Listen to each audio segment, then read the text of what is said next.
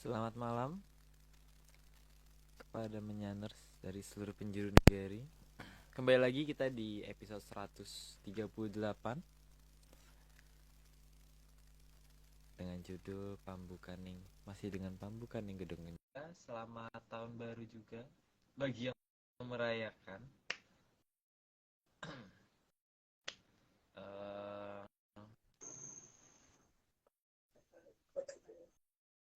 Halo Mas Agung.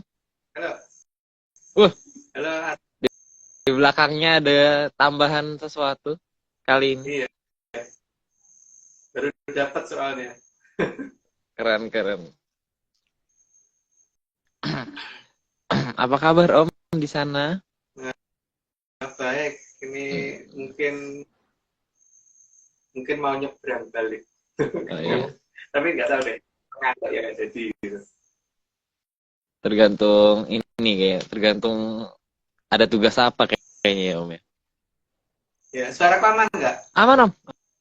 Aman. Jaraknya nggak jauh dari kamera. Iya, masih terdengar. Kan udah dikirimin itu teksnya. Kenapa?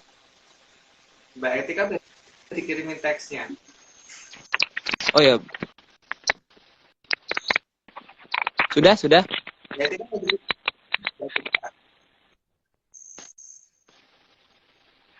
Halo, Mbak.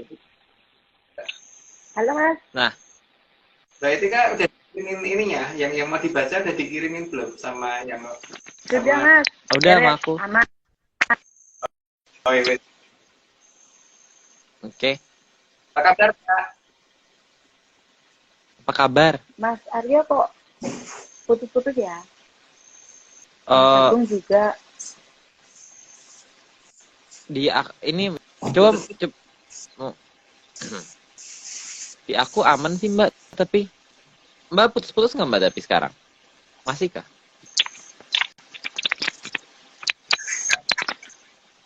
Coba tak keluar lagi ya Mas? Oke. Tak keluar lagi Monggo.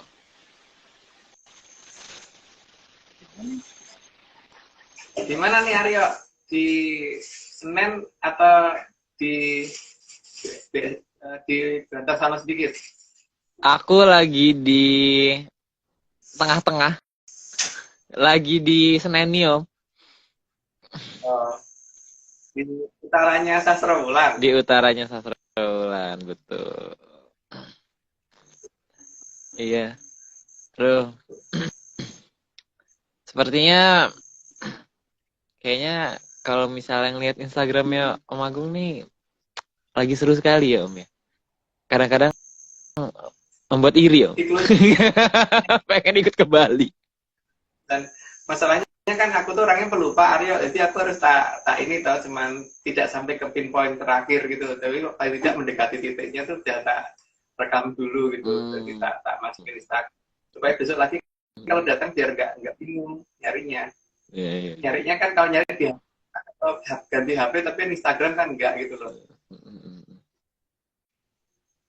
Keren. Tapi mungkin kapan-kapan Om Sio, kita harus cerita tentang apa yang ditemukan sih Om.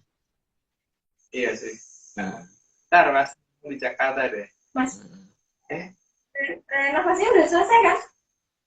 Udah live. Kita pulang besok kan? Sudah live.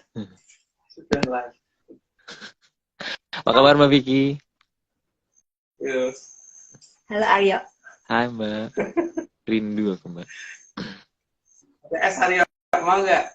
Aku ada Om. Sudah siap. Oke. Gimana Mas? Cek suara. Gimana Mbak? Halo, 1, 2, 1. Halo. Aman ya? Gimana Mas? Suaraku gimana Mbak? Aman Mas suara Agung? Mbak? Aman nggak? Aman. Mas Agung aman. Oke.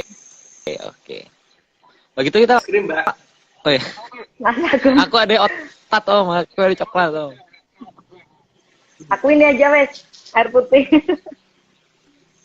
Itu bukan air putih yang bening itu. Oh iya, air bening. Aku sambil ini ya, saya panas banget hujan udara di sini. Oh iya. Panas. Kalau gitu kita langsung mulai aja ya Om ya. Oke. Oke. Bentar Mas, Bapak Agung masih makan es krim itu.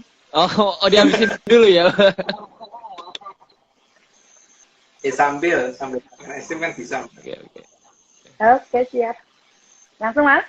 Oke. Oke. Episode 138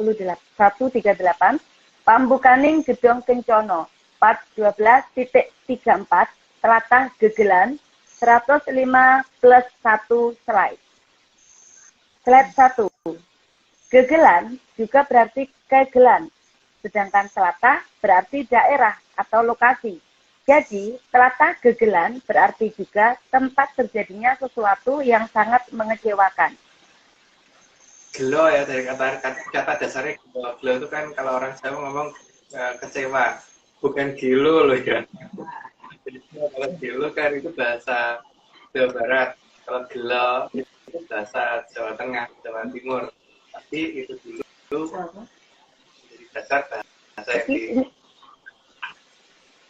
Bacanya benar gegelan ya Mas? Gegelan atau gegelan? sama aja keduanya, kegelan atau gegelan sama. Okay. Oh iya. Slide 2. Gegelan ataupun kegelan berasal dari kata gelo yang dalam bahasa Jawa dibaca gelo atau kecewa. Jadi gelo ya, bukan gilo. Kalau gelo gini-gini. Kalau gilo itu orang Jawa kan gini-gini, tapi kalau di daerah Jawa Barat artinya bisa beda loh Mbak. Jadi mungkin Iya. Oke, lanjut Mbak. Slide 3. Maka gegelan atau kegelan itu berarti sangat kecewa sekali atau kecewa yang sangat mendalam.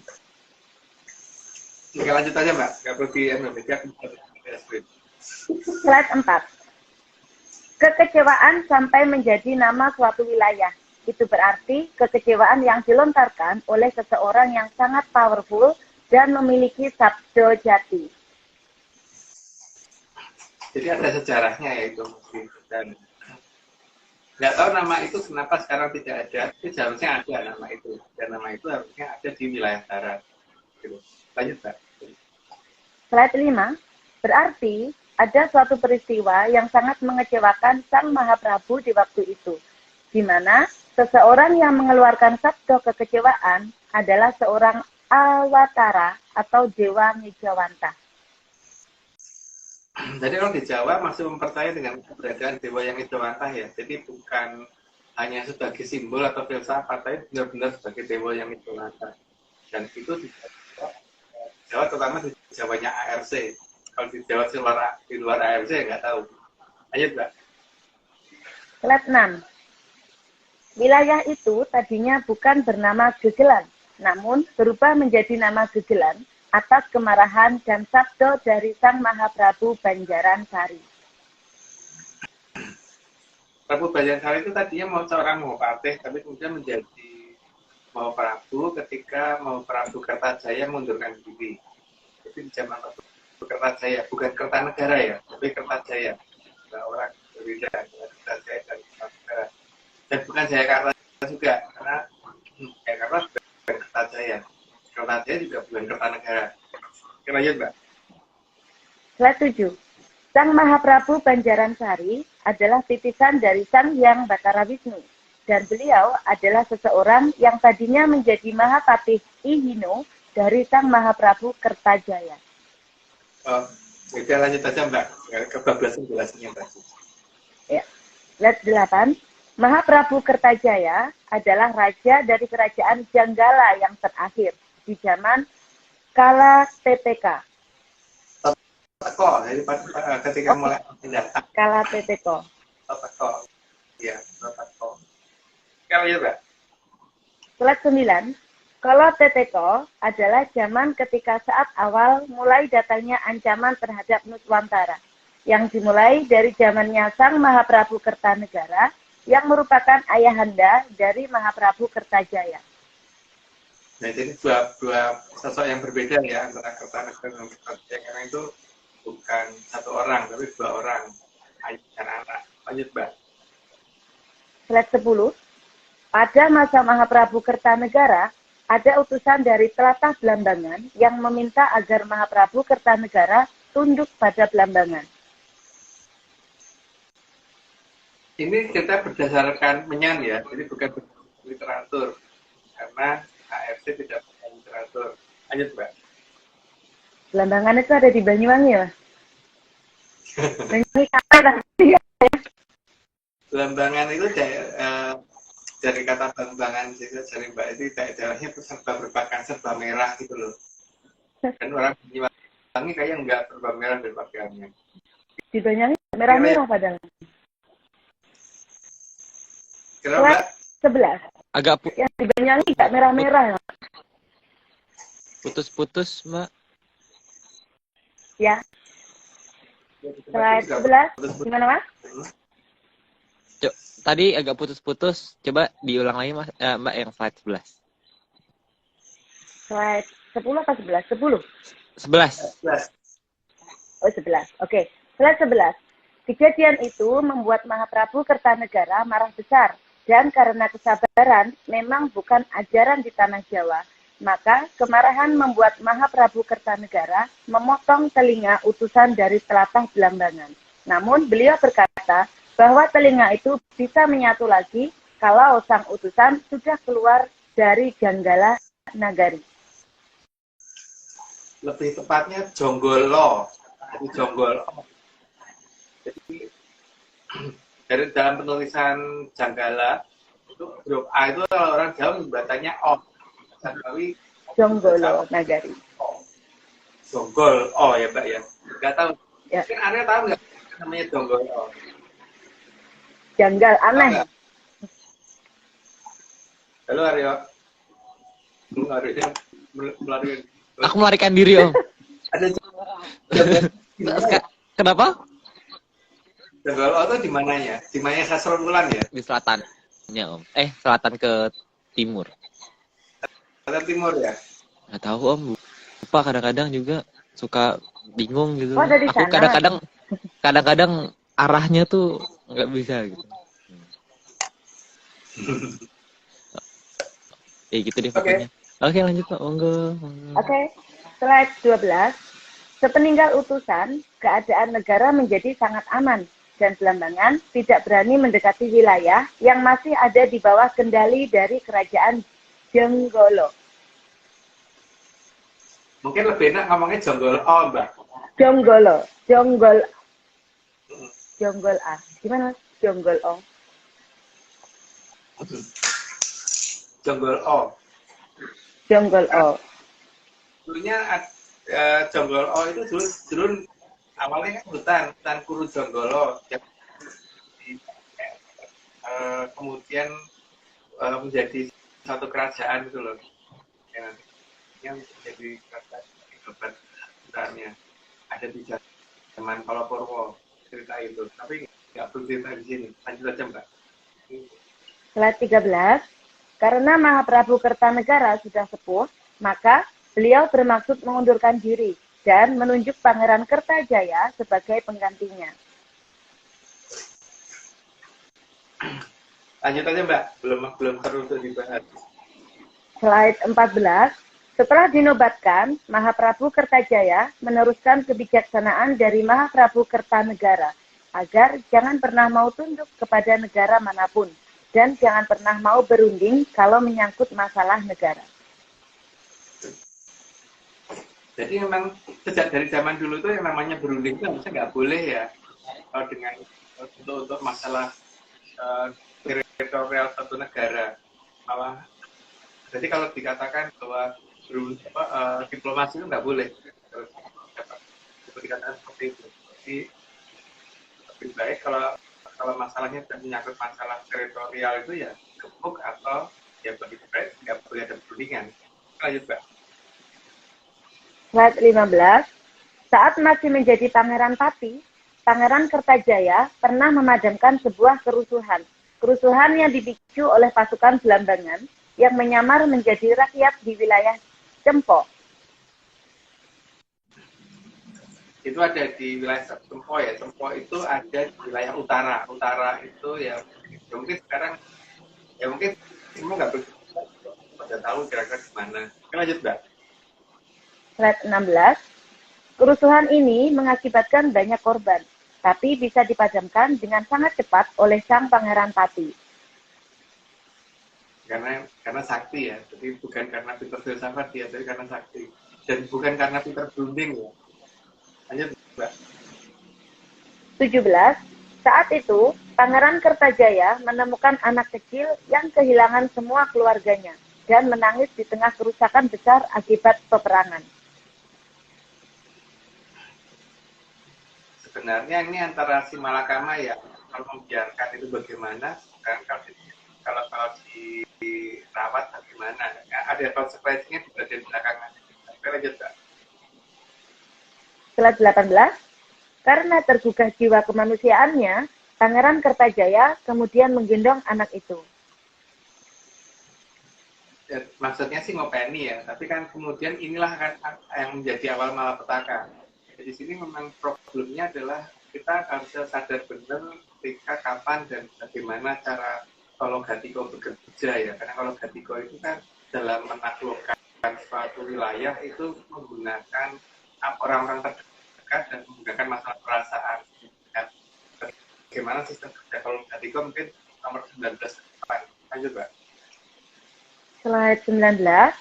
Pangeran Kertajaya lalu menanyakan ke penduduk setempat tentang keluarga anak ini, dan masyarakat di lokasi itu tidak ada yang dapat menemukan orang tuanya. Sehingga nggak tega, akhirnya diangkat anak. Oke, lanjut Mbak. Slide 20. Selama 40 hari, Pangeran Kertajaya berusaha mencari orang tua dari anak itu, dan tidak ketemu.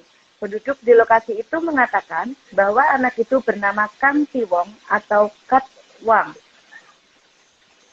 Oke, namanya sudah jelas. Lanjut aja Mbak. 21. Setelah dipastikan anak itu tidak mempunyai keluarga lagi, maka Kat Wang dibawa ke keraton dan diangkat anak oleh Pangeran Kertajaya. Dan dari sinilah kesalahan berawal. Oke, lanjut aja Mbak.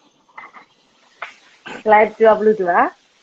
Karena Mahaprabu Kertanegara adalah seseorang yang sangat jauh dalam memandang ke depan, maka beliau sudah mengingatkan bahwa anak itu nanti akan berbahaya bagi Nuswantara. Maka Pangeran Kertajaya diminta agar sangat waspada terhadap anak itu.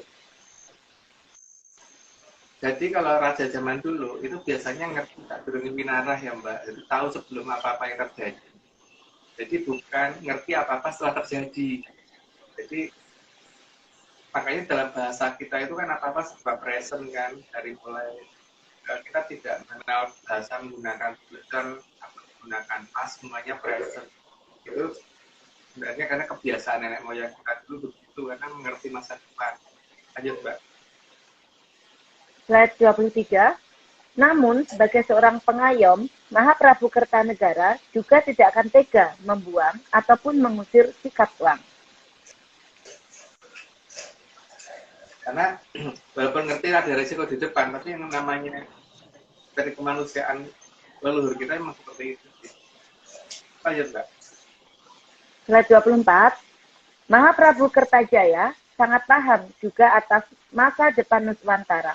Maka beliau mengajak berunding Mahapati Banjaran Sari atas apa yang akan terjadi di negaranya. Sang Mahaprabu Kertajaya sudah sadar bahwa Kat Wang nanti setelah dewasa akan mengkudeta dirinya. Jadi dari awal ketika anaknya ditemukan sudah diketahui seperti itu, tapi tetap tidak bisa dihindari ya, karena ini jangkanya zaman gitu. Jadi beliau tahu, tapi ini sesuatu hal yang namanya zaman harus terjadi. Ngerti, tapi tidak bisa dihindari, hanya bisa diminimalkan risikonya nanti. Lanjut Mbak. Slide 25. Mahapati Banjaran Sari juga sudah melihat peristiwa tersebut.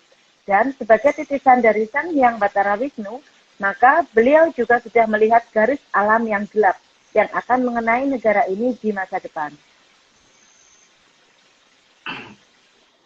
Ya, karena titisnya Batara Wisnu kan pandangannya pasti jauh banget ke depan. Jadi orang normal nggak akan bisa menjangkau itu, maka kadang-kadang dianggap mengada-ada, padahal enggak, memang beneran akan terjadi. Lanjut, Mbak. Oh ya Om, berarti tapi Slide kalau misalnya dilihat dari ceritanya, meskipun waktu itu ditinggal di negara asalnya juga kayaknya bisa kemungkinan buat kudeta juga ya Om ya, walaupun diambil atau enggak anaknya gitu. Malah lebih baik ya, saya masih ketahuan akan jadinya kan daripada ditinggal malah nanti mungkin nggak ketahuan, mungkin besok lewat mana dari itu di ini. Oke, lanjut, Mbak. Slide 26. Dalam pandangan Sang Mahapati Banjaransari, garis alam akan membuat cucunya nanti menjadi Mahaprabu. Dan awal kesalahan besar justru akan dimulai oleh cucunya. Jadi mungkin lanjut aja daripada jelasinnya kan malah udah. Lanjut, Mbak. Oke, slide 27. Mahaprabu Kertajaya juga mendapatkan gambaran yang serupa. Beliau memberitahu ke Mahapati Banjaransari agar nanti saat Jaya Katwang kudeta, maka Mahapati Banjaransari agar mau menerima tahta kerajaan. Karena beliau nantinya memilih lengser ke Prabon, karena tidak akan tega terhadap Katwang.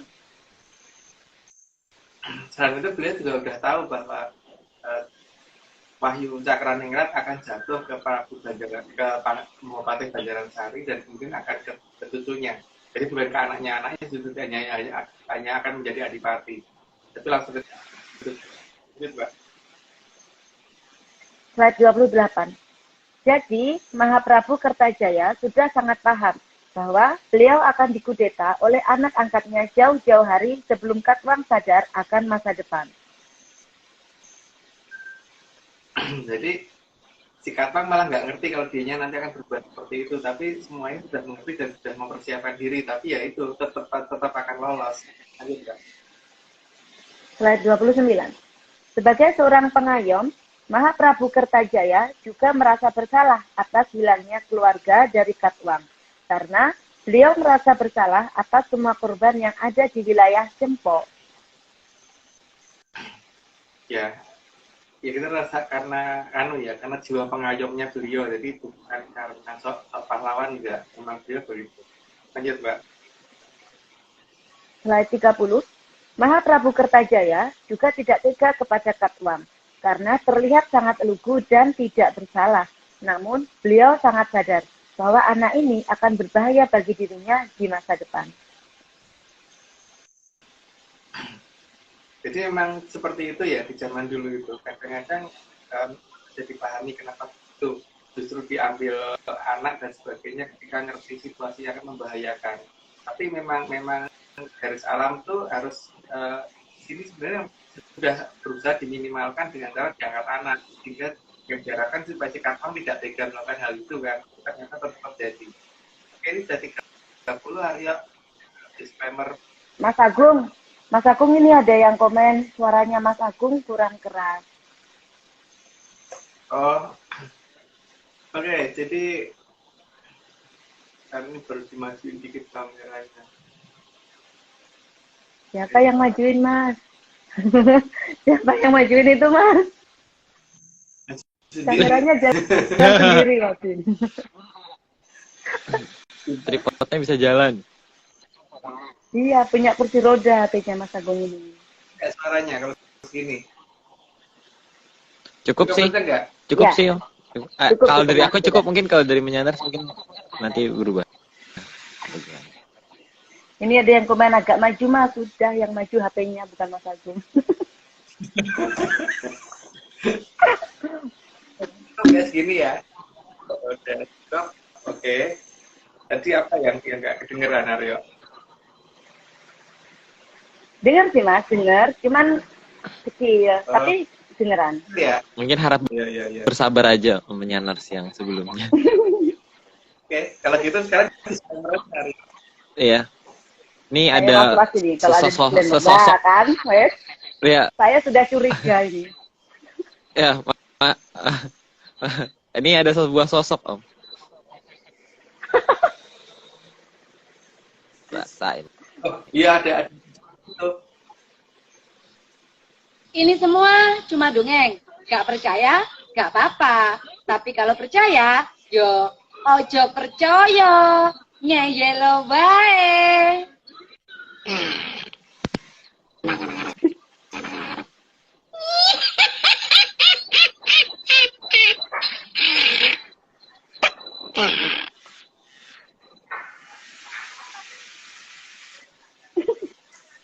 Aduh. Padahal itu nggak ada tekeknya loh mas, nggak ada tekeknya. Kok di situ ada tekeknya ya? Heran aku.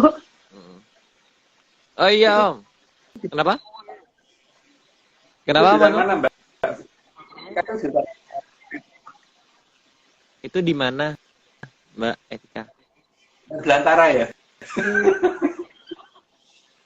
Ada di seberang sana mas itu. Oh iya Om. Nanti cerita-cerita dikit boleh Om. Apa? Di Bali sudah menemukan apa saja? Ada apa saja? Ada beberapa daerah yang katanya nggak keduga ya, Aryo. Yang pertama itu kan bareng sama Mbak Etika itu. Kan yang pertama Mbak Etika yang bisa cerita malahan tuh. Karena Mbak Etika kan yang nemuin Mbak Etika loh, Aryo, yang pertama itu. Mas Agung ini pasti pakai ajian Aji Joyo Endo loh mesti. Ya jelas lah, Mbak. Kalau punya gaya itu kenapa nggak dipakai? Kan? Yang pertama itu kan pasti yang jadi natar waktu itu yang nunjukin gue sampai ketemu banyak tempat gitu. Nah, sekarang Mbak Etika cerita dulu dong. Gimana apa Mbak? Apa loh? Memang boleh mas diceritakan mas? Boleh. Dikit. Dikit Mbak. Dikit itu yang di danau Tam Udah. bla bla bla itu, ya mas? Ada danau yang tengahnya tuh kayak pecah, kayak ada pulaunya, kayak ada apa ya pulau tengah-tengah itu. Jadi danaunya itu biasanya kan danau itu anteng, itu kayak di pecah tengah gitu mas. Ternyata ada sesuatu di bawahnya situ. Ada danaunya dua ya, sebelahnya itu danaunya ya seperti danau biasa, tapi yang satunya danaunya itu kayak ada yang belah tengah itu. Dan ternyata di bawahnya itu ada sesuatu yang memang sengaja disembunyikan di situ. Gitu aja kan mas, kan hanya clue saja yang boleh dikasih tahu. Dan apa mitos di daerah itu juga mendukung Mbak. Jadi ada larangan berenang di sana dan ada larangan orang menyelam di sana gitu loh. Dan orang kalau menyelam di sana hilang. Hilang. Nggak cuma nyelam ya mas? Hmm? Berenang juga nggak boleh kan? Berenang juga hilang loh. Nggak cuma nyelam kan mas? Tapi cuma danau itu doang yang seperti itu. Iya. Danau lainnya masih nggak segawat itu gitu. Karena ada sesuatu di bawahnya itu yang kelihatan bentuknya sampai kelihatan gara-gara ini tahu ada aliran airnya itu sehingga kelihatannya jelas banget kan waktu itu kotak. Itu ada apa ya mas di bawahnya? Ada apa mas? Nah, itu ada sesuatu itu ada sesuatu yang Kak, itu. kalau nggak salah di tengah-tengah situ ada aji-ajian ya, namanya Aji Joyo Endo ya. Ada Iya. Itu ajian sudah paten mas. Iya betul. Om, ini ada yang menitip nanya. Mas Agung mampir nanti kopdar di Blitar kah? tergantung santelan tergantung. Kemungkinan iya tapi nanti lihat lokasi keluarganya yang kadang-kadang susah menjanjikan tuh. Nah itu Pak Aryo, kita jalan kita merasa baru di KM misalkan baru di KM 800 sekian gitu, ngobrol sebentar tahu-tahu udah KM 400. Pernah kan kayak gitu? Saya percaya tuh mas. Harap bersabar. Kalau yang itu harap bersabar. Kalau udah KM 400 itu kan berarti sudah soluasi udah lewat kan. Harus muter balik kan lagunya dan Semarang gitu. Kalau kayak kemarin kalau, itu loh mas. ya, Kenapa Mbak Etika? Kayak kemarin itu loh Mas, pas nyebrang, ditinggal main HP sebentar udah nyampe ya pas bareng Mas Agung. Pas pulangnya, saya antri sampai 3 jam Mas. Ya ampun. Kok bisa gini ya Mas? Nah iya itu, makanya. Enak ikut sampean aja Mas, cepet kalau kemana-mana wis. Ya kayak kemarin tuh ngantri di mana, ada kemacetan di mana, atau kita keluarnya di mana gitu loh Mbak. Aku lupa karena aku bukan orang Bali, itu nggak hafal nama lokasi ya. Jadi hal-hal kayak gini yang membuat aku belum bisa menyatakan ya dan tidak. Tapi kalau tidak ada hal seperti ini, pasti iya sih akan diadakan. Tapi kalau udah ngalami kayak saya ini percaya Mas, seperti itu. Cepet banget loh. Ditinggal main HP udah nyampe. Udah pulangnya aku antri sampai 3 jam. Loh kok bisa gini ya?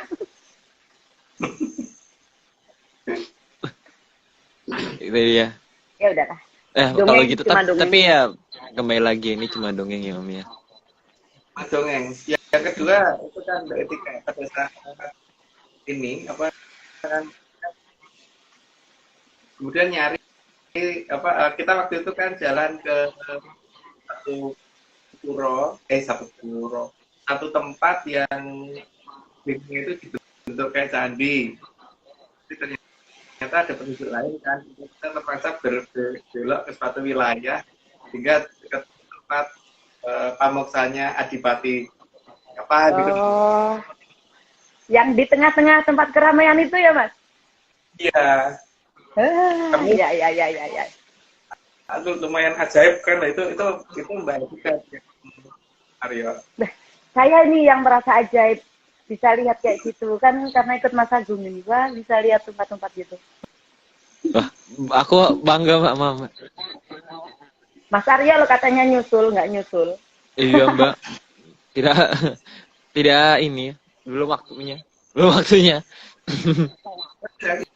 Yang terakhir kan mencari situsnya Prabu Erlangga, yang ketiga ya, mencari situsnya Prabu Erlangga di masa muda itu, yang lucunya itu tunjuk awal itu kita disuruh mencari daerah Bantar Gadung. Bantar Gadung ini ketemu Aryo, itu ada penduduk banyak dan sebagainya. Pada saat kita putar balik nama Bantar Gadung itu nggak ada di daerah itu. Tapi lokasi situsnya sampai dengan hari ini masih bisa ditemukan, tapi nama Bantar Gadung dari daerah itu repot kalau udah kayak gitu, repot Om. Nggak ada tulisannya dekat pura apa lah, nggak ada tulisannya, puranya nggak tanyakan ke orang. Waktu itu sedang ada acara, jadi di desa itu sepi pas nggak ada orang gitu, karena ada pernikahan di sana gitu loh Aryo. Sekitar 5 km dari lokasi itu ada pernikahan dan semua penduduk sedang di lokasi itu, jadi kita nggak ada yang ditanya di tengah sawah yang agak mepet hutan itu. Dengan ciri-ciri ya ada beberapa ini mata air dan ada nama wilayahnya juga mendukung sih. Dan ada beberapa yang aneh tapi di sini ya. Video untuk dipublish di internet juga cuman gitu ya yang bisa dijelasin. Yang ketiga kan waktu tahun baru sampai nyasar ke daerah itu gara-gara kita mencari desa Antigo itu loh Aryo. Wah, gimana Om itu ceritanya? Kayak nyasar di mana? Karena berdasarkan babat menyan ya. Kan berdasarkan literatur loh ya. Itu kan sebelum pergi ke barat, Pak kan ke sini dulu karena beliau itu kan seorang adipati dari sini yang ditarik oleh Brawijaya ke-8 kejadian Penajam pertama. Nah, keratonnya beliau itu kita cari sampai ketemu gitu Aryo, dan ada di dekat Karangasem. Yang kemarin Mas Agung live itu ya? Ya tapi nggak sampai kan, ya karena nggak sempat balik ke tempat saya Mbak. Karangasem. Ke pantai akhirnya kita layah-layah di pantai sampai tahun baru gitu. Itu Arya ya. Mas Agung, sebentar Mas Agung. Ini menyandar pada komen ini, suara Bapak Agung putus-putus. Suara putus-putus ya. Kayak ini sih Om, kayaknya tadi itu kalau ngobrolnya bareng keputus suaranya, ada yang suaranya keputus. Jadi kalau misalnya ngomongnya sendiri nggak masalah tadi. Ya kalau enggak, ya kalau emang mau denger lagi nonton di YouTube gitu aja. Kalau di YouTube lancar ya Mas? Itu Pak harusnya lebih aman sih. Oke? Oke, lanjut Lanjut ya Mas? Oke. Slide 31. Jadi, rasa sayang yang tulus dari Mahaprabu Kertajaya dapat mengalahkan logika dan pandangan beliau ke depan. Sehingga beliau memilih tetap membesarkan Katwang dan agar Katwang selalu ingat akan dirinya. Maka namanya dilengkapi menjadi Jaya Katwang. Saya pernah dengar ya Mas?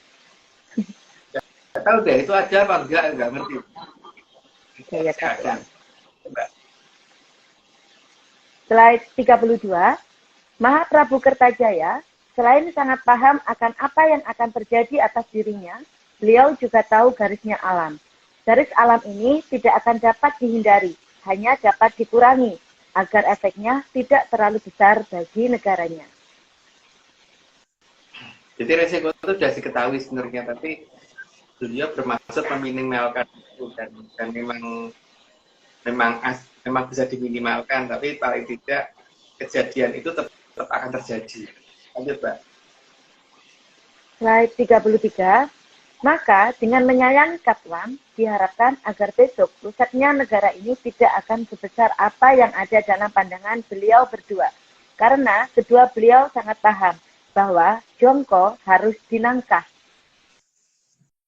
Artinya kalau Jongko harus terjadi. Jadi bukan kira-kira, bukan prediksi atau bukan kira-kira, tapi sesuatu hal yang pasti. Lanjut, Mbak. Slide 34. Mahaprabu Kertajaya sangat merasa bersalah atas kejadian di Cempo karena beliau sebenarnya sudah diberitahu oleh Mahaprabu Kertanegara 2 bulan sebelumnya. Namun, karena tidak segera berangkat ke Cempo, maka peristiwa itu pun terjadi. Jadi memang ada masalah keteledoran gitu ya. Jadi menunda sesuatu. Dan menunda dengan alasan apa tidak tahu, tapi gara-gara menunda itulah garisnya alam jadi seperti itu. Lanjut, Mbak. Slide 35. Sebagai anak yang menunda-nunda perintah dari Mahaprabu Kertanegara, sehingga sampai mengakibatkan datangnya korban jiwa. Tentu kesalahan itu menjadi beban dan tanggung jawab dari sang pangeran. Dan itu tidak akan bisa dihapus sampai kapanpun. Kalau di versi ARC begitu, tapi kalau di versi yang lain ya tahu. Lanjut, Mbak. Slide 36.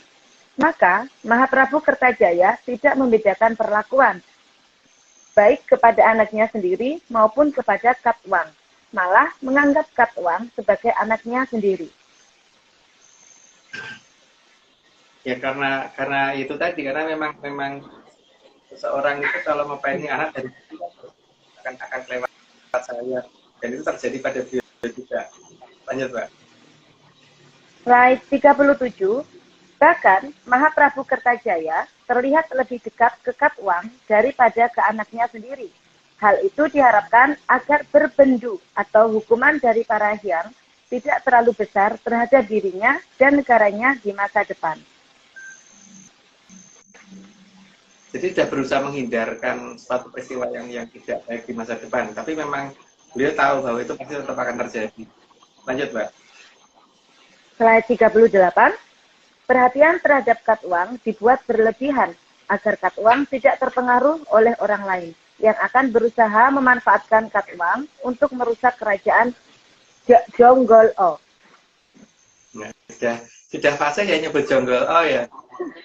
Belajar, Mas. Tahu.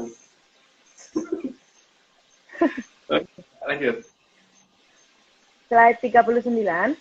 Kewaspadaan maksimal dari kerajaan Jonggol-o ditunjukkan mutlak ke Katwang. Pengawasan dilakukan oleh Mahaprabu Kertajaya dan Mahapati Banjaran Sari. Sebenarnya para Tumenggung juga diminta untuk menghati ya tetap aja lolos karena itu garis alam. Lanjut, Mbak. Slide 40. Namun, sewaspada apapun, garis alam tidak akan dapat dicegah dan saat remaja, Katwang senang bermain di taman. dan salah satu juru taman ada yang sangat dekat dengan Katwang. Dan dari juru taman inilah awal malapetaka kerajaan Jonggol-o. Wis fase ya nyebut Jonggol-o. Tapi kita lebih baik kali ya. Tambahi O. Gitu. Lanjut, Mbak. Jonggol-o. Slide 41.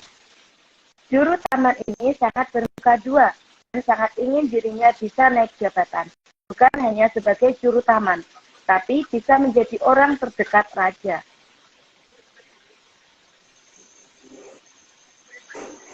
Suaranya Mbak Etika agak double, tapi nggak apa-apa sih. Di tempatku saya sempat agak. Oke, ya udah lanjut aja Mbak. Nggak perlu dijelasin. Slide 42. Dimulai dengan pendekatan seolah-olah Hamemayu Hayuning Bawono dengan cara mengajarkan tata cara menanam tanaman. Maka sang juru taman menjadi makin dekat dengan Katwang. Dari mulai diajari nanam tanaman sampai menggunakan senjata untuk dan dilatih untuk menjadi tega, dan ada beberapa fitnah yang ditanamkan juga ke dia kan.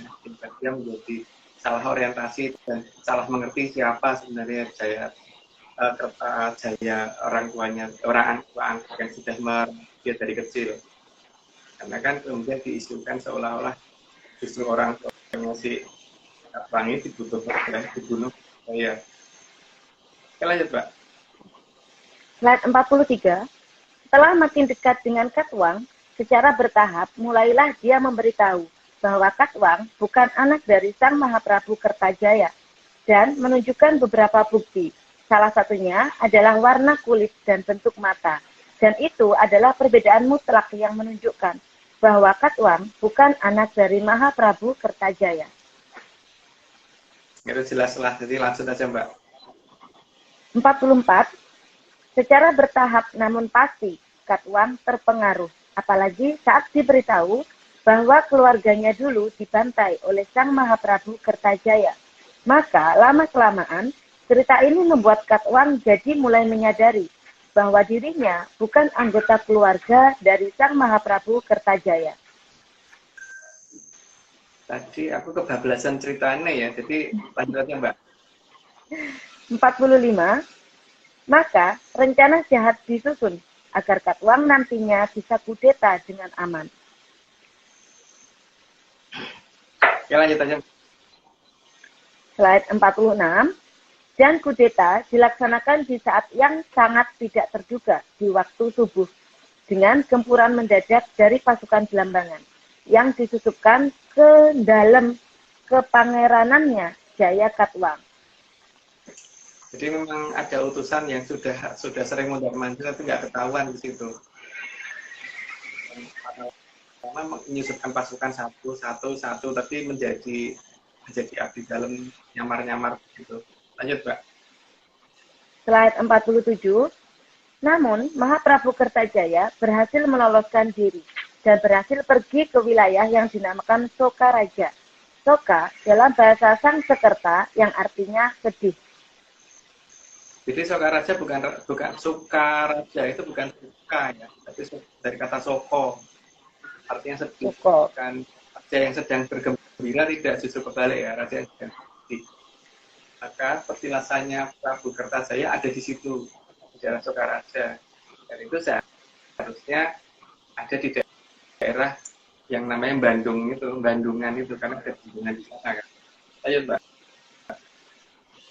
Slide 48. Mahapati Banjaransari segera bertindak dan langkah pertama adalah mengamankan Mahaprabu Kertajaya dan membawa beliau ke Kepatihan.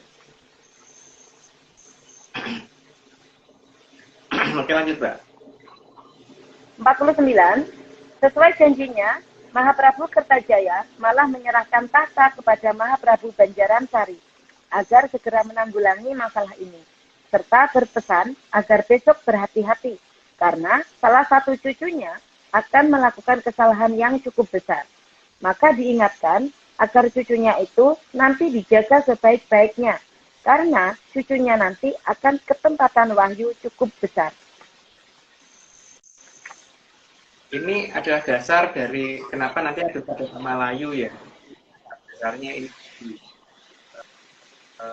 kejadian-kejadian yang terjadi nanti mengakibatkan akan ada masalah ketika mau berkoordinasi, sehingga dijadikan Pamalayu itu sejak awal mungkin. Pamalayu itu apa mungkin nanti penjelasannya di saat akhir, kalau nggak malah yang di 1.9. Oke, lanjut Mbak. Masih berhubungan berarti ya Mas? Kenapa? Masih berhubungan dengan Pamalayu. Yang alasan kenapa diadakan Pamalayu di cerita ini toh Mbak. Kayak saya ngomong bahwa dari Pamalayu itu dari 138 sampai 141. Jangan di spoiler dulu Om, karena nanti di ending ceritanya seru banget. Oke. Oke, lanjut. Slide 50. Mahapati Banjaransari tidak mau menjadi Mahaprabu kalau Mahaprabu Kertajaya tidak mau diamankan ke Kepatihan. Hal inilah yang membuat beliau mau berangkat ke Kepatihan. Karena tadinya beliau nggak mau beneran, jadi pengen malah mau moksa di sana, tapi akhirnya beliau moksa di sana juga, di Sokaraja juga, tapi paling tidak beliau mau ke Kepatihan dulu. Lanjut Mas. Lanjut Mbak kok Mas. Temi saya Mas. Slide 50. Slide 51. Setelah mengamankan Mahaprabu Kertajaya, maka Mahapati Banjaransari mendatangi Jaya Katwang dan kedatangan beliau dihadang oleh pasukan Katwang. Bagi sang Mahapati Banjaransari, sangatlah mudah melewati semua barikade itu dan langsung berhadapan dengan Jaya Katwang. Maksudnya, tapi bukan dilawan ya, di sini pengen memberitahu dulu, baca omong baik-baik dulu. Dengan cara langsung masuk dan langsung menghadapi kapal langsung. Karena memang beliau punya kemampuan seperti itu, bisa menghilang dan sebagainya. Kayak baik. Lanjut, Mbak. Oke. Slide 52. Saat langsung berhadapan dengan Jaya Katwang, Mahapati Banjaransari sangat kaget karena ada juru taman yang menjadi penasihat utama dari Jaya Katwang. Dan ini membuat beliau marah besar ya sebenarnya saat asli juru taman itu. Tapi kan beliau bersembunyi di belakang si Jaya Katwang dan ya sudah, tugas utama kan hanya untuk membujuk. Ada di berikutnya. Lanjut dulu Mbak. 53. Mahapati Banjaransari membujuk dengan baik-baik terhadap Jaya Katwang. Namun, Jaya Katwang tetap bersikeras bahwa dia melakukan ini untuk membalas kematian kedua orang tuanya. Jadi ada disinformasi di situ kan, dan di sini sebenarnya sudah mulai dijelaskan secara bertahap oleh Patih Banjaransari, tapi ternyata tetap aja tidak percaya. Ayo Mbak. 54. Sang juru taman juga memperkuat pernyataan Jaya Katwang bahwa dia sudah melakukan hal yang benar, sehingga Jaya Katwang memang harus membunuh Mahaprabu Kertajaya. Ya situasinya dibikin seperti itu ya, dibalik bolak-balik seperti itu. Oh Mbak. 55. Hal ini membuat kemarahan dari Mahapati Banjaransari, dan keluarlah sabda bahwa daerah asalnya nantinya akan menjadi daerah yang tidak akan pernah tentram. Dan besok ibumu akan dilahirkan lagi di zaman Kolobendu. Dan di zaman Kolobendu itu, ibumu akan mendapat perlakuan tidak adil justru dari kamu sendiri. Kamu akan mengkudeta ibumu sendiri setelah kamu dan ibumu dilahirkan di keluarga yang berbeda. Ya bisa diperhatikan kira-kira di negara mana itu terjadi ya, dan itu pasti ada di daerah utara negara kita gitu. Karena ada seorang ibu-ibu yang justru ditangkap oleh pimpinan negara itu sendiri. Lanjut. Slide 56. Namun sang juru taman mengatakan bahwa manusia itu tidak bisa melihat masa depan karena hanya atas yang tahu. Hal ini membuat marah sang Mahapati Banjaransari dan kemudian membunuh ketiga juru taman tadi. Ya karena memang juru taman bukan titisannya Bathara Wisnu, dia nggak ngerti tentang bagaimana Titisnya Wisnu melihat ke depan. Lanjut Mbak. Slide 57. Lalu mengatakan, aku bukan tandinganmu Katwang, karena kalau aku yang maju, kamu tidak akan dapat menang. Maka biar cucuku yang merantasimu. Cukup jelas, dilanjut aja. Slide 58. Lalu Mahapati Banjaransari pergi, dan tidak ada satu prajurit pun yang berani menghadang jalannya beliau.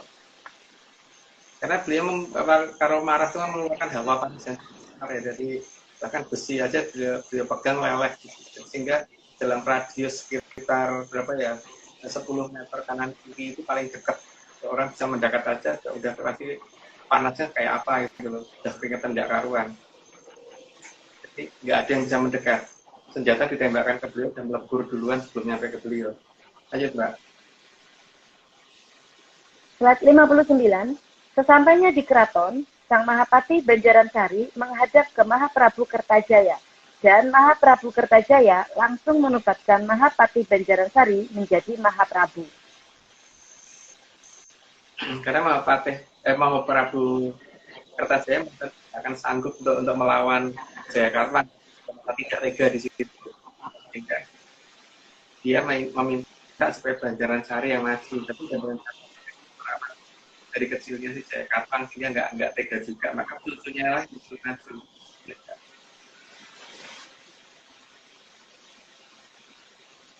Slide 60.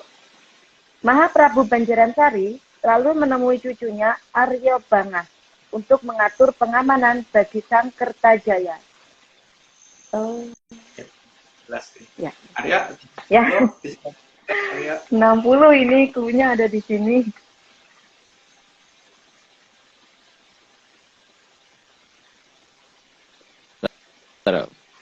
Ketutup.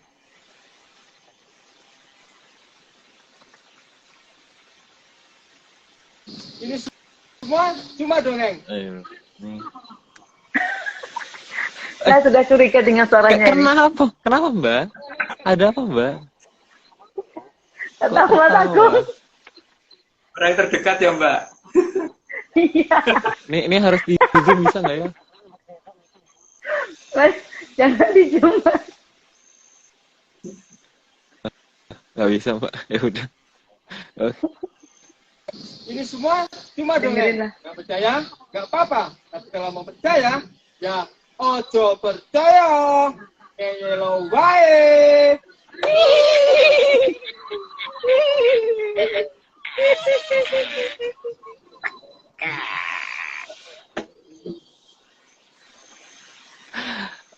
Aku Kenapa masih sih Mas, kok mesti ada suara tokeknya Mas? Mesti terakhir ada tekek gitu. itu dia, itu yang sebenarnya aku ingin pertanyakan, tapi ya udahlah. Membuat itu. Oke lanjut aja Mbak. Oke, lanjut. Oke. Slide 61. Setelah itu, Mahaprabu Banjaransari menemui Aryo Seda dan merencanakan serangan balik kepada Jayakatwang. Jadi dia itu anak kedua ya, bukan anak sulung ya. Yang pertama kan Aryo Bangah yang nanti itu menjadi mahapatinya beliau atau Haryang Bangga. Ini Haryang Sedih atau Aryo Sedih yang maju oleh Prabu Banjaransari. Karena Prabu Banjaransari sudah tahu persis bahwa Wahyu Cakraningrat nanti jabatnya justru ke Aryo Sedih bukan ke Aryo Bangah. Walaupun Aryo Bangah lebih sakti dan lebih tua. Lanjut Mbak. Bentar Mas. Suaranya Mas Agung putus-putus lagi. Kenapa Mbak? Coba lagi Mas. Mas Agung putus Mas Aryo ya? Enggak, di aku aman. Tapi emang agak suaranya emang agak seperti robot, tapi aman sih di aku. Oh iya, ini ada menyalur komen lagi suaranya putus-putus. Tadi enggak, tadi denger putus-putus bentar sih Mas Agung. tapi masih kedengeran ininya sih kalau di aku ya. Di aku masih kedengeran banget. Oh iya. Atau beda Oke ya? lah. Itu nggak tahu. Lancar. Oke, monggo. Ini berarti Aryo Bangah sama Aryo Seda ini masih kakak beradik ya Mas? Kakak beradik dia. Ya. Oke, lanjut slide 62. Aryo Seda bingung karena selama ini tidak pernah berperang. Maka Aryo Seda menghadap kakaknya dan bertanya semua hal tentang berperang. Jadi Arya Sedah itu senangnya bercocok tanam ya, jadi senangnya nanam tanaman gitu loh, makanya kadang-kadang disebut sebagai Raden Tanduran. Ada di berikutnya ternyata Mbak, lanjut aja Mbak. Slide 63, karena selama ini Arya Seta hanya senang bercocok tanam, maka juga sering disebut Raden Tanduran. Ya kan, tapi kayak gini ya masalahnya, ketika beliau bercocok tanam dan disebut sebagai Raden Tanduran, inilah yang mendekatkan beliau dengan kerajaan Lemuria, karena memang tingkat kesuburan tanah itu yang mengajarkan itu semua ada di kerajaan Medang Kamorian atau Medang Kamorian atau Lemurian itu. Jadi itulah yang membuat waktu itu jatuh ke dia. Hampir sama kan kenapa Guru Mertani yang menjadi pamongnya Panembahan Senopati bukan Ki Ageng Pemanahan, tapi kenapa nama Guru Mertani gitu kan. Kasus itu sama persis karena hal itu yang bikin mereka berdua itu dekat sama kerajaan Lemuria. Lanjut, Kak. Gitu ya. Slide 64, Raden Tanduran sangat tidak menyadari kalau akan ketempatan Wahyu ke Prabon, maka tidak pernah berlatih senjata dan tidak pernah latihan berperang sama sekali. Selama ini, Raden Tanduran hanya senang berkebun dan membuat taman-taman yang indah. Jadi daerah Mojopahit itu harusnya banyak taman yang indah gitu, Pak. Karena Arya Seta itu dan itu ada di daerah yang pasti udaranya juga sejuk, bukan di daerah rendah gitu, daerah yang agak tinggi. Dan kalau ditanyakan kenapa Lemurian itu sangat dekat dengan tanaman gitu, maka di daerah Lemurian itu daerah pinggirannya aja itu yang daerah yang ikut terkena anugerah walaupun ada di luar Lemurian, tapi wilayah itu aja itu sudah bisa menjadi sumber beras yang paling baik gitu. Subur Ya. tanahnya ya, Mas. Subur banget. Ya. Slide 65. Namun, Wahyu ke Prabon sudah mempunyai garisnya. Maka siap atau tidak siap, justru Raden Tanduranlah yang ketempatan Wahyu tersebut. Jadi Wahyu itu sudah milih dari sebelum anak itu lahir biasanya sih.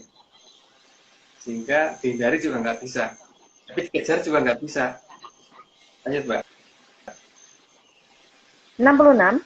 Jadi, Wahyu bukan sesuatu yang bisa dicuri dan diperebutkan.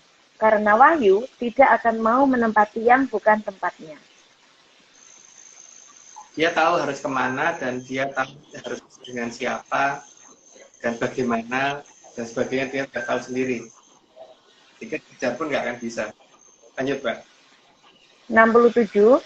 Jadi, meskipun Arya Bangah itu unggul segalanya dibandingkan dengan Raden Tanduran, tapi Wahyu tetap di garisnya, bukan ke Arya Bangah, tapi ke Raden Tanduran. Dan Arya Bangah juga menyadari itu sehingga tidak ngiri sama sekali dan tidak marah dan tidak berusaha menjatuhkan si Arya juga tidak, karena memang jatahnya bukan wahyunya dia. Lanjut, Mbak.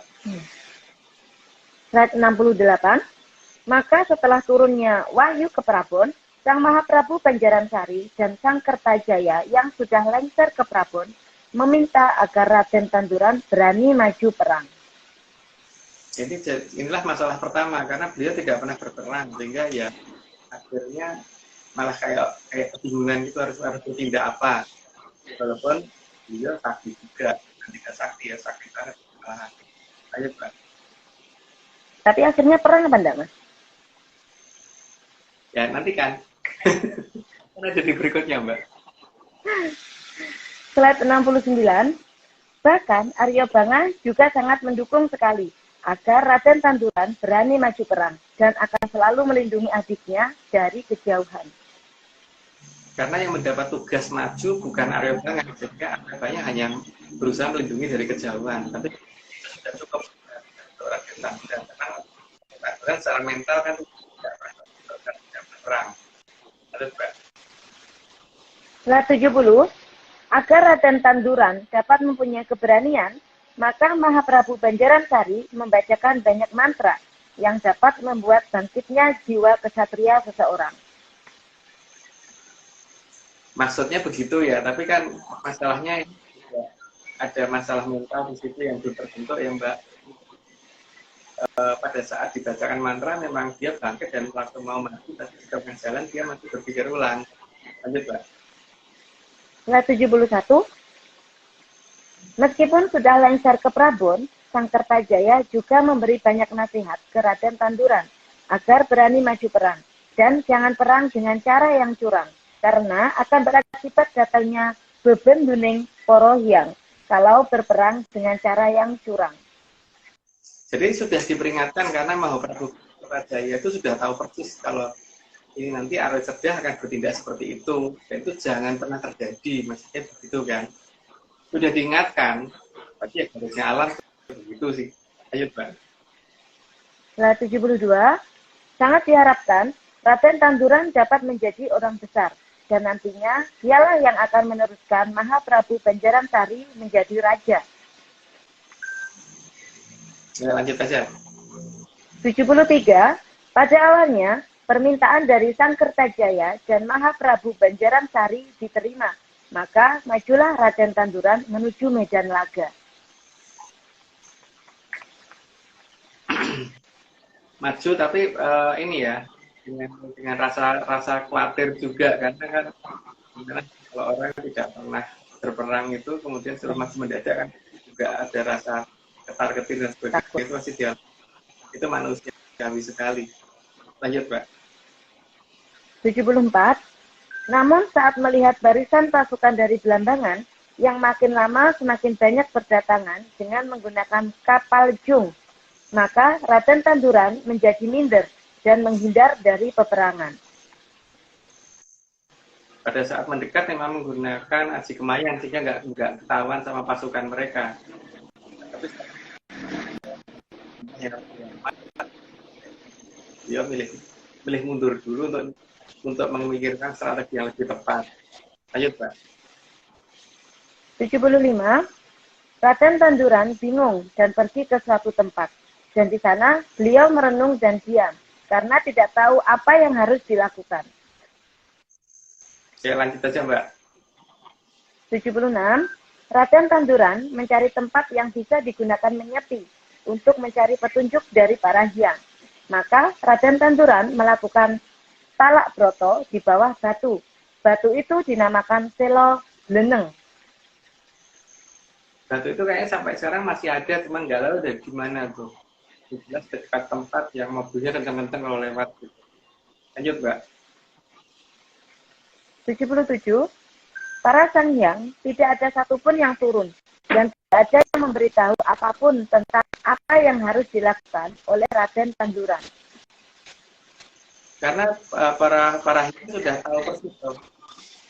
Jadi Mahaprabu Banjaran Sari dan itu tidak itu. Sehingga para hyang juga tidak berani melangkahi apa yang diputuskan oleh Wisnu. Lanjut Mbak. Slide 78, para hyang tidak ada satupun yang mau memberi petunjuk, karena tidak ada satupun hyang yang membuat seolah-olah pernyataan Mahaprabu Banjaran Sari dan Sang Kertajaya jadi terabaikan. Karena Mahaprabu Banjaran Sari adalah titisan dari Sang Hyang Batara Wisnu. Jadi, hal ini agar Raden Tanduran mendengar dan melaksanakan sabda dari Mahaprabu Banjaran Sari. Ini ternyata kebablasan aku ya Mbak ya. Lanjut aja Mbak. 79, karena dari pihak kahyangan juga menjaga keadaan agar Mahaprabu Banjaran Sari tidak marah ke para hyang yang berakibat dapat menyerang kahyangan. Karena kekuatan beliau sanggup untuk melakukan itu gitu. Karena dulu kan memang orang itu tidak terima yang pantun gitu. Jadi kalau ada dewa salah ya diserang. Bukan Protes itu ya. Kalau salah. Tapi kalau benar ya dihormati gitu kan. Nah kayaknya zaman dulu kan Prabu Watu Gunung aja sampai berusaha menaklukkan Doro Teacher hingga sananya diganti oleh beliau dulu untuk menata alam raya supaya tidak semrawut seperti waktu zaman Doro Teacher berkuasa. Begitu juga mau Prabu Banjaran Sari sangat sanggup. Lanjut Mbak. Oke, slide 80. Dalam kebingungan yang luar biasa, Raden Tanduran akhirnya tertidur. Stres ya, jadi bingung. Ya akhirnya bisa dilakukan kemarin itu dulu. Ambil siapa tahu dapat petunjuk. Lanjut Mbak. 81. Dalam tidurnya, sang Raden Tanduran bermimpi bertemu ayam jago. Dan ayam jago itu dapat berbicara dengan bahasa yang dipahami oleh Raden Tanduran. Mungkin karena kondisinya terjadi di Jawa Barat, mungkin ngomongnya hayam jago gitu Mbak, bukan ayam jago, tapi hayam jago gitu. Ayo Mbak. 82. Ayam jago tadi mengaku cucu dari Raden Tanduran dan mengatakan bahwa dirinya tidak akan pernah dilahirkan kalau Raden Tanduran tidak berani maju perang. Maka ayam jago tadi meminta agar Raden Tanduran berani maju perang. Jadi namanya hayam jago ya Mbak. Pakai H. Karena itu sebutan orang Jawa Barat Mbak, bukan di Jawa Tengah atau Jawa Timur. Ayo Mbak. 83. Saya lagi mikir ini, Mas. 83. Raden Tanduran terbangun dan merenungi apa yang baru saja dimimpikannya. Dan sadar saat terbangun ada di waktu puspo tajem, maka itu harus dilakukan. Ya, oke. Mbak tadi mikir apa Mbak? Ini, hierarkinya ini. Dari hayam, terus cucunya Raden Tanduran, berarti masih ada, ini ya Mas, apa namanya, silsilah. Ya, walaupun bukan garis darah ya Mbak ya, tapi bukan dilahirkan ketika Raden Tanduran tidak berani perang. Itu judulnya. Meskipun bukan ini ya, maksudnya bukan cucunya secara darah ya Om ya. Aryo di situ orang nyebutnya ayam atau hayam ya? Hayam. Di mana Om? Di mana? Hayam. Kalau aku di daerah ini apa ya nyebutnya nggak tahu deh, ayam atau hayam atau apa nggak tahu. Tapi setahu aku kalau aku balik ke Cilengsi itu nyebut ayam. Ini ke bubur nyebutnya di sana nggak ada yang nyebut ayam.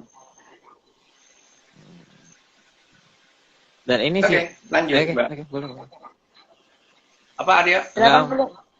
Karena kan walaupun memang bukan sedarah, tapi pada akhirnya si nantinya yang ngaku cucunya ini kan nantinya akan menggunakan nama beliau ya Om di akhirnya. Hayam-hayam Ya gitulah Oke, pokoknya. lanjut Mbak. Oke, monggo. Ya. Slide 84. Pada saat itu, mendadak datang utusan dari Mahaprabu Banjaran Sari yang menyusulkan senjata cokro milik Mahaprabu Banjaran Sari. Jadi si hayam ini kan berusaha ngajarin. Jadi ngajarin itu dalam bahasa Jawa apa ya? Murui ya? Murui ya Mbak ya? Ya, ngurui Mas. Murui gitu. Jadi ya makanya dikatakan buruk hayam gitu. Buruk hayam apa gimana itu? Oke. Jadi bersama dengan itu Prabu Banjaran juga menyusulkan cokro kepada si Raden Tanduran karena memang beliau punya beliau Wisnu dan cucu dari Raden Tanduran nanti itu juga kesempatan Bathara Wisnu juga. Jadi apa yang dimilikin dan apa yang diterima pada saat bangun. Lanjut Mbak. Oke. Mas, kalau ayam kan dalam bahasa Jawa Baratnya hayam. Kalau peluru apa Mas? Ngajari. Oh. Mbak, depannya bukan T loh. Kira peluru gitu Mas. T loh depannya, kalau depannya T kan nanti jadinya Turki Mbak. Oh gitu. Oke. Oke, lanjut. Slide 85. Maka sang adipati nantinya akan dikenal dengan nama Adipati Cokroningbuwana. Karena Cokro hanya ada satu di alam raya, dan itu milik Sang Hyang Bathara Wisnu. Ya.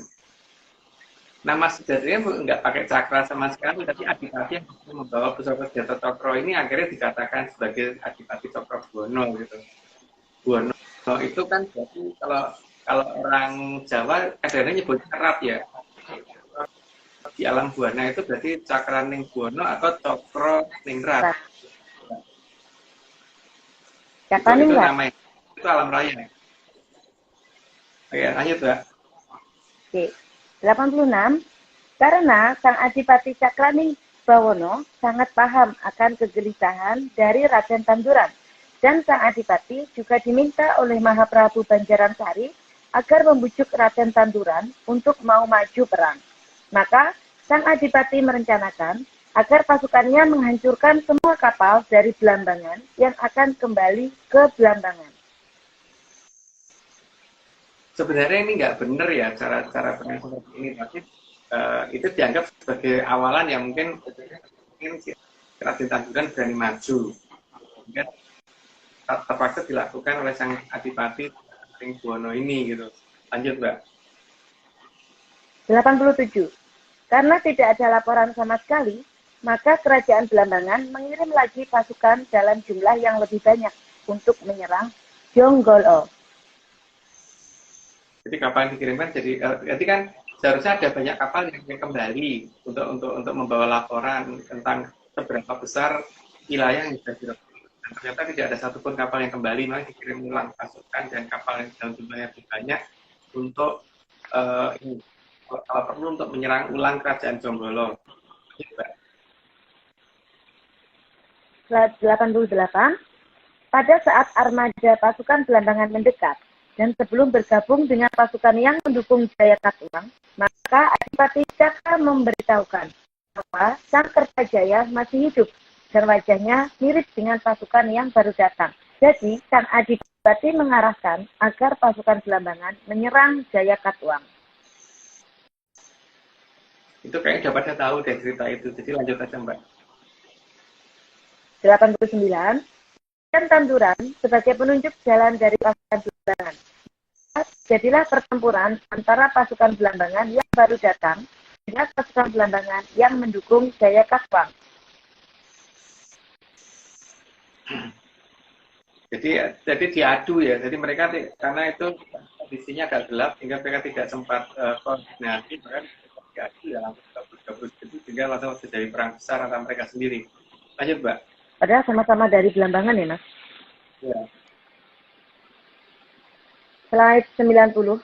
Dalam perang tersebut, Jayakatwang mati terbunuh, tapi anaknya masih hidup. Dan anak ini diselamatkan oleh Raden Tanduran. Oke, udah sampai 90, Aryo. Lembar berikutnya, Aryo. Siap. Cepet ya, Mas? Ini semua Suara siapa itu? Kenapa, Saya Mbak? kenal nih, Mas. Kenal suaranya. ini semua cuma dongeng. Gak percaya, gak apa-apa. Tapi kalau percaya, yo, ojo percaya. Ayo baik, ayo beli.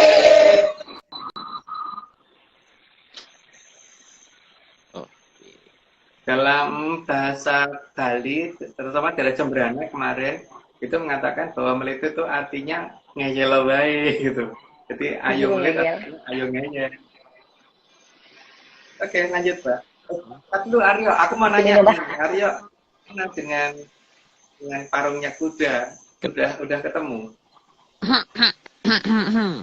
Ini ceritanya mode belum lupa dulu. Mumpung belum lupa. Kemarin itu jadi Belum jam akhirnya 11. belum jam enggak, Mbak. Ceritanya ini spesial lah.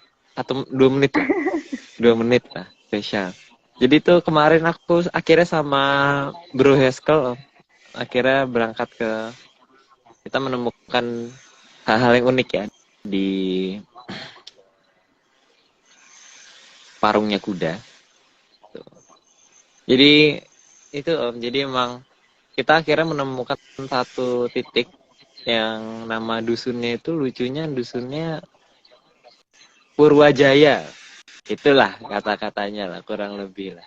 Di situ ada ini, ada satu daerah yang cukup keromat kalau orang sana bilang. Itu ada satu pohon yang mencurigakan. Jadi emang dan uniknya di tempat itu ada dijaga mangsa, Om. Jadi emang sangat lebih menambah kecurigaan itu lagi gitu loh jadi angsanya angsa beneran ya. Jadi emang angsanya bisa dipegang.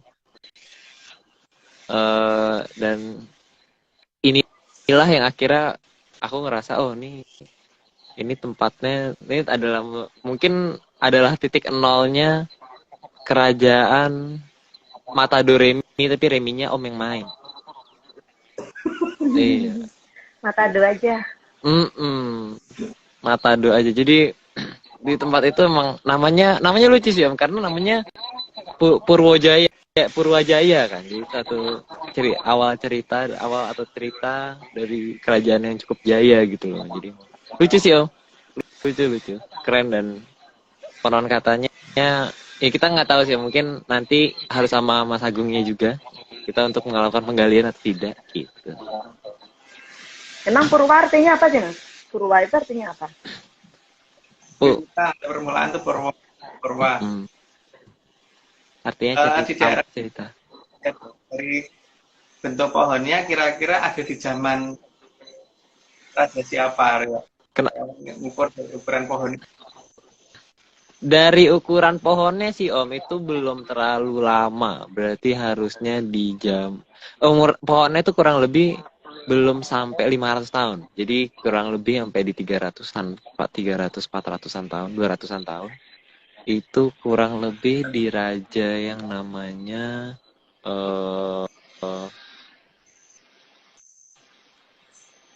Panembahan Anyokro itu gitu. Nanti jadi ketahuan Om. Anyokro kembang. Iya, Anyokro kembang. Anyokro Puspo. Gitu. Bener. Gitu. Tapi ini di daerahnya nggak jauh sebenarnya kalau dipikir-pikir nggak terlalu jauh dari ini, nggak terlalu jauh dari ini apa namanya, dari Jenggolo nggak terlalu jauh sih, tetap jauh, tapi nggak sejauh itu gitu loh, dari Jonggolo itu ke selatannya nggak terlalu jauh, jadi bukan ke timur, ke selatan. Ngomong itu aja.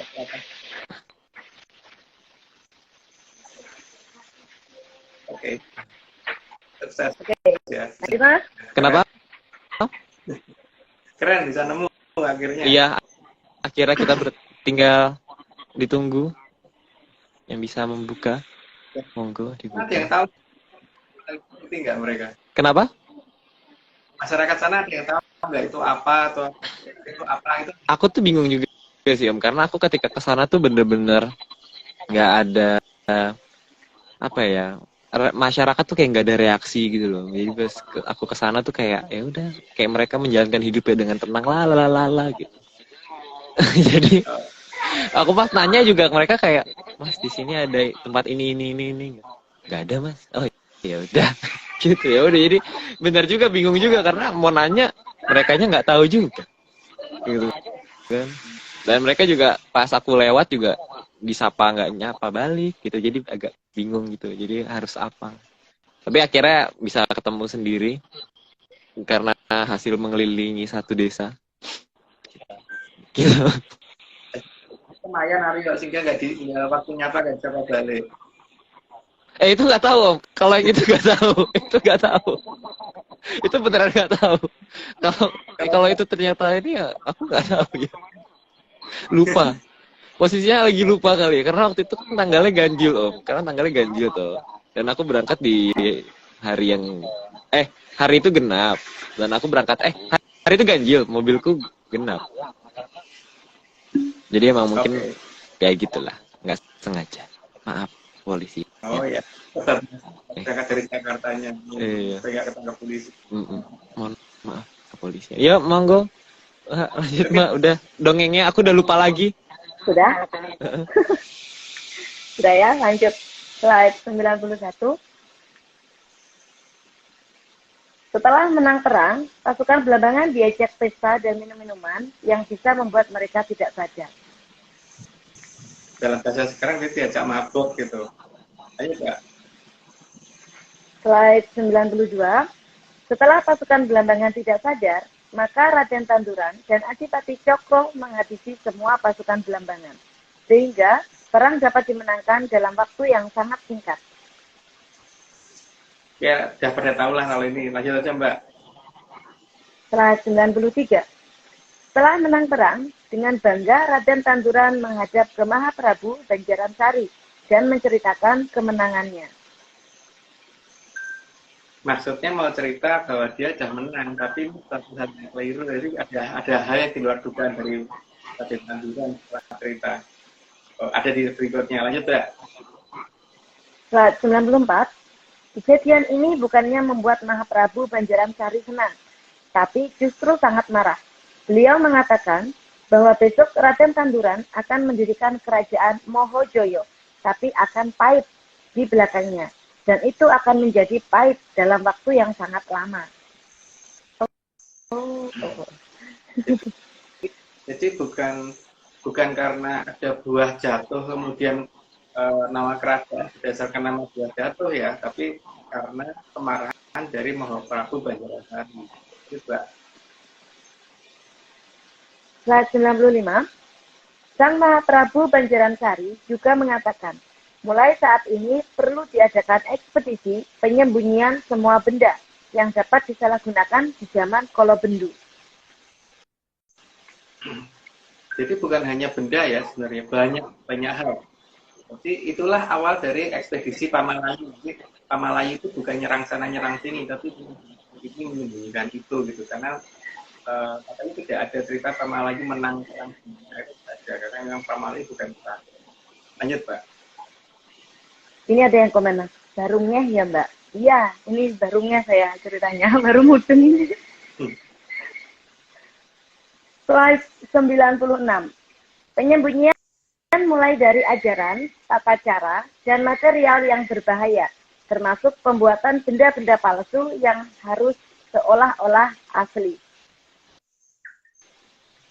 Dan ini bukan hanya di Nusantara ya, bukan hanya di negara kita ya, tapi sampai ke tanah Eropa.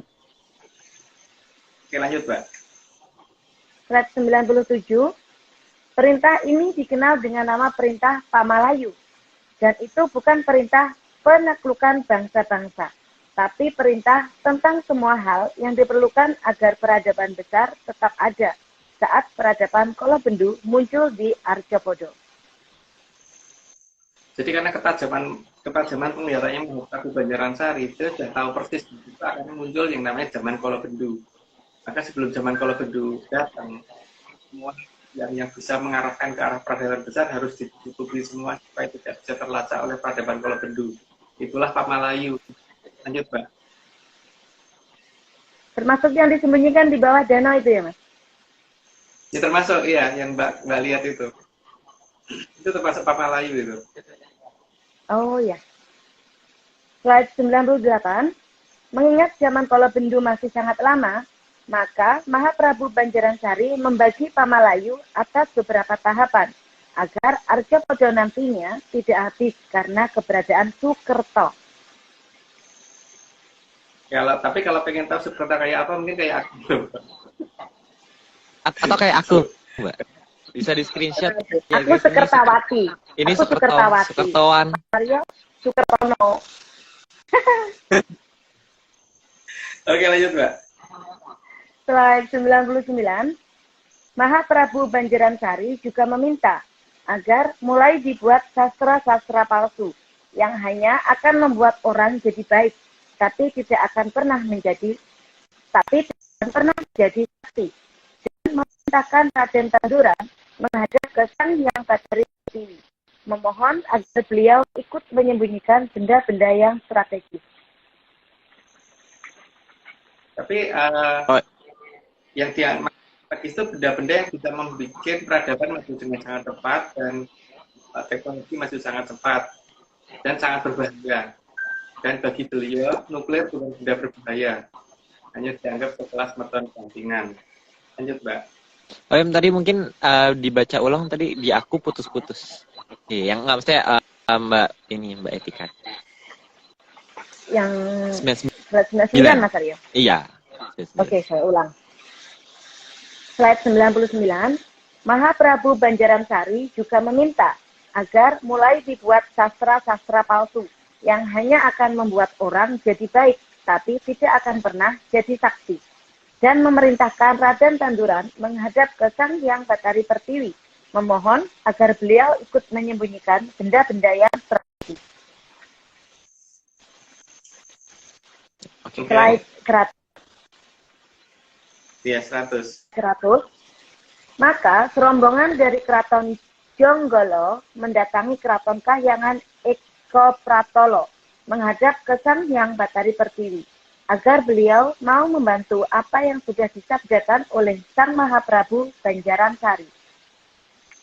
Karena Batari Pertiwi adalah penguasa Eko Pratolo, maka beliau bisa menyembunyikan dimanapun saja, walaupun masih di Eko Pratolo, tapi tidak bisa diakses oleh Prabu Kolobendu. Itu Mbak, lanjut Mbak. Slide 101. Karena perintah itu datang dari Mahaprabu Banjaran Sari yang merupakan titisan dari Sang Hyang Batara Wisnu, maka Sang Hyang Batari Pertiwi setuju membantu dan menganggap hal itu memang benar dan harus dilakukan agar Arjopodo nantinya bisa terbebas dari malapetaka. Jadi Batari Pertiwi sangat mendukung ya, dan beliau sangat tahu di mana daerah-daerah yang tidak akan pernah didatengin oleh Peradaban Kolobendu. Dan beliau juga membuat batasan-batasan dengan kekuatan beliau supaya daerah itu tidak terlihat. Ya, Mbak. Slide 102. Sang Hyang Batari Pertiwi juga menamakan tahapan ini adalah tahapan Sudomolo, yaitu tahapan menyembunyikan material berbahaya agar tidak menjadi malapetaka. Tapi yang dianggap benda berbahaya bukan hanya benda yang bisa meledak ya. Ada benda yang bisa mempercepat teknologi atau apa yang kira-kira malah tidak membahayakan secara mayoritas. Tapi dalam perhitungan beliau, nuklir itu bukan benda berbahaya.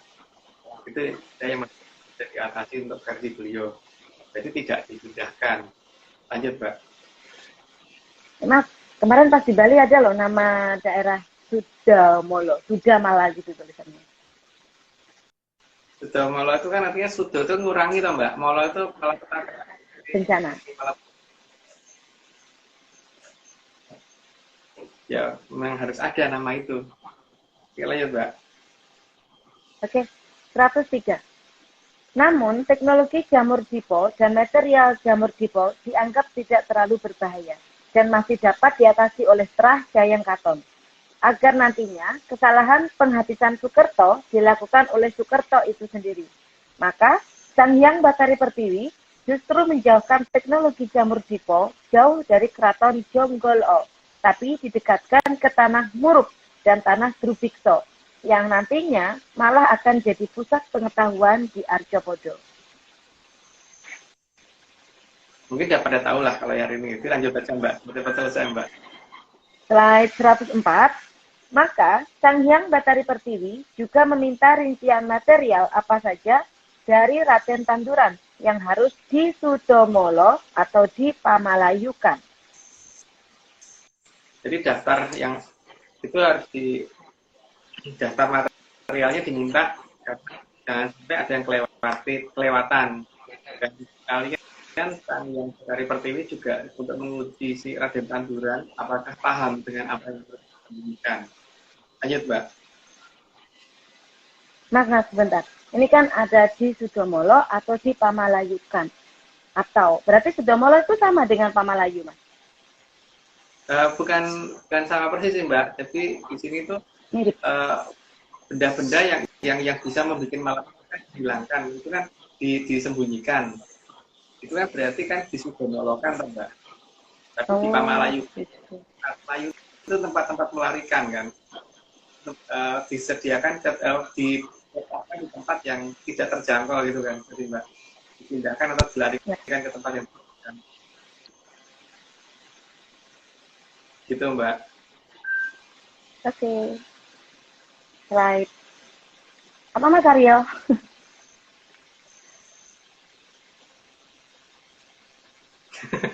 Slide 105.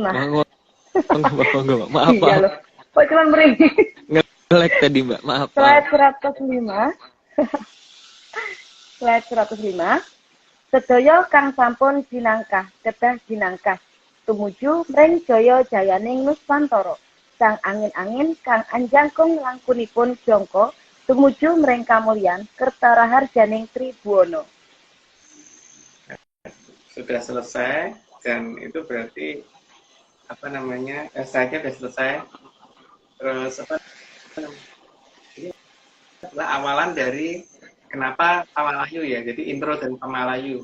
Pamalayu sendiri itu satu, jadi 142 ke sana sudah masuk apa saja yang dilakukan oleh Lima Malayu. Jadi panjang, tapi nanti mungkin kita perpendek, tidak terlalu panjang banget. Betul tuh ya. Iya Om, karena emang kayaknya kalau misalnya Pamalayu dibuka semua bisa sampai 2030 belum selesai. Ini berarti cuma kutipan ya, Mas? Ini baru intro enggak? Intronya itu sampai 1/1 soalnya untuk Pamalayu itu. Ini intro yang sudah dipendekin, Mbak. Jadi intro yang sudah dipadat, super padat. Jadi udah sangat padat. Padahal udah segini panjangnya ya. Intro, itu loh intro. Belum isi. Intro, pembukaan, pendahuluan. Nah iya, Yang masih kalau di intronya buku udah tuh satu segini, Mas. halaman itu. Kalau di buku tuh satu halaman. Oke. Ini Gimana, Om? spoilernya aja nih tadi.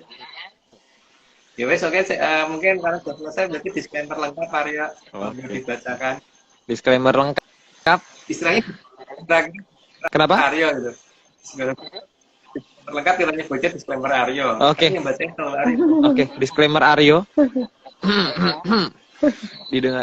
Diperhatikan ya menyaners ya. Tim Analisis Center tidak pernah menjual jasa untuk berkomunikasi ataupun bertemu dengan para leluhur dalam bentuk ritual apapun. Waspada terhadap oknum yang mengatasnamakan tim ARC. Karena ritual resmi hanya dilakukan oleh Mas Agung Bimo, Mbak Vicky Ananda, dan saya sendiri. Jadi untuk informasi resminya hubungi via DM IG @VickyAnandaril. Jangan DM yang lain guys. @VickyAnandaril. Jangan DM ke aku karena kayaknya aku balasnya lebih lama dari Mbak Vicky. Iya gitu. Karena Mbak Vicky aja udah siap sedia selama 25 jam sehari. 8 hari dalam seminggu, 33 hari dalam sebulan, 13 bulan dalam setahun. Gitu. Tapi dijawabnya harap bersabar karena dijawabnya itu 1 jaman sekali. 1 jaman sekali. Gitu. Jadi mohon bersabar saja. Gitu. Oke, Om. Oke. Sudah ya, Mbak? Ada yang mau disampaikan? Mas, sebentar Mas. Mas Agung, Kopdar di Blitar kapan Mas kira-kira? Tergantung ini besok nyebrangnya di seberapa lama kan kita belum tahu nih Mbak. Nyebrangnya di Gilimanuk itu menuju ke Ketapang kita belum tahu. Kita hanya bisa kasih tahu sampai Ketapang toh. Ya. Kan katanya Berarti kita gimana Mas? katanya ketemu Mbak Etika dulu. Ya, boleh Mas. Iya dong. Nanti saya aja yang nyari Mas Agung. Biar Mas Agung nggak kejauhan. Karena emang Berarti sebenarnya ke Blitarnya karena serem kalau ditakuti itu kan tiba-tiba Om nyebrang ke Pulau Jawa sampai di Cilengsi Om. Takutnya itu aja. Mas Agung kalau nggak ada Di Cibubur gitu Mas. Mbak. Mas Agung kalau penyeberangannya ditutup, jenengan bisa nyebrang sendiri kan? Mbak. Langsung nyampe Banyuwangi. Nyebrangnya ke Laut Selatan tapi. Wah, kalau nggak ngajak aku sedih sih Om. Luar biasa. Aku sedih loh kalau nggak ngajak. Kemarin ada, nggak deh, nggak boleh diceritakan, nggak jadi. Ya udah, oke. Kalau gitu, Ya, cukup. kenapa Om? Gitu. Ya udah cukup. Itu dulu. Oke, siap. Bisa. Kalau gitu kita pada terima kasih ya Om. Yuk. Oke. Tentunya terima kasih sebesar-besarnya kepada Kitubu Jatijaya Mongorogo yang telah mau menyediakan data dan juga menjadi pamong bagi kita semua. Kemudian juga terima kasih Mas Agung sudah mau menjadi narasumber dan sudah mau membuatkan slide. Kemudian juga Mbak Etika, terima kasih Mbak sudah mau menyumbangkan suaranya.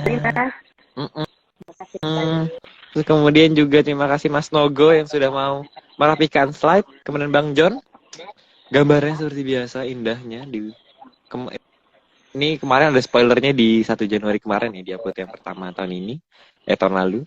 Terus kemudian juga tentunya terima kasih Mbak Vicky, Om Iwan, Haskell, Mbak Ade, dan segelintir tim ARC lainnya.